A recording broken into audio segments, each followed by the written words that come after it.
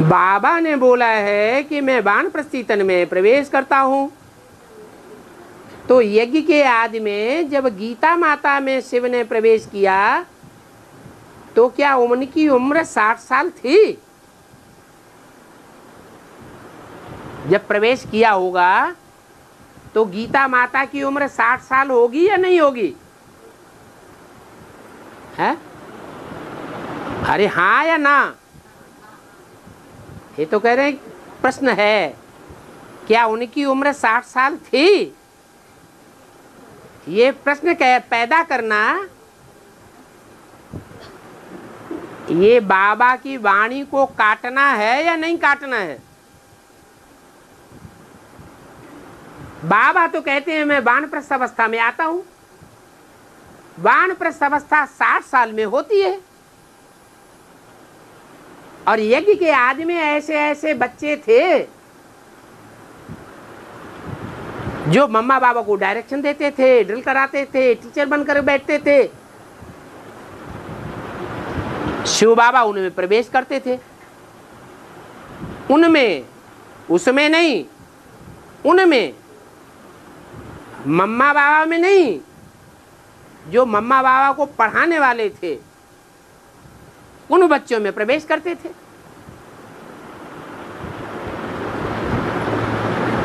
फिर उनके लिए बोला 10 साल से रहने वाला ध्यान में जाती थी। तो कितने हुए? एक 10 साल से रहने वाला था कोई पुरुष, और एक ध्यान में जाती थी। पुरुष हुआ स्त्री, स्त्री। उनमें शिव बाबा प्रवेश करते थे। तो शिव बाबा जिनमें प्रवेश करते थे वो वानप्रस्थ अवस्था वाले थे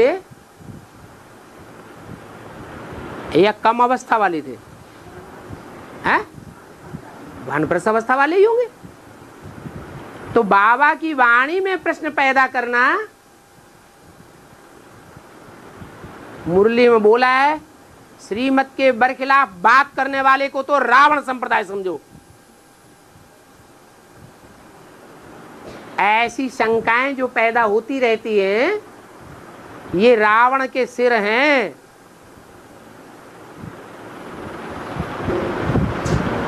इन रावण के सिरों को महाकाली रक्त बीज के रूप में खप्पर में स्वाहा करती है,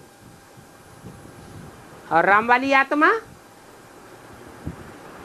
क्या करती है? रावण के सिरों को काटती है। तो एक बात हुई, प्रश्न आया क्या उस माता की उम्र 60 साल थी? अगर 60 साल थी तो भागीदार से ज्यादा हुई। तो पत्नी की उम्र पति से ज्यादा कैसे हो सकती है? अच्छा, 60 साल से उम्र अगर ज्यादा हो तो वानप्रस्थी नहीं कहा जाएगा? है? कहा जाएगा या नहीं कहा जाएगा? कहा जाएगा। मान लो भागीदार की उम्र 65 साल थी, क्या भागीदार की उम्र 65 साल थी या 61 साल थी? कभी कभी ऐसे भी होता है कि पति पत्नी बराबर होते हैं, एक ही साल में दोनों का जन्म होता है कि नहीं होता है? कभी कभी ऐसा भी होता है पत्नी बड़ी होती है और पति उम्र में छोटा होता है। तो ये सब प्रश्न करना बेकार है।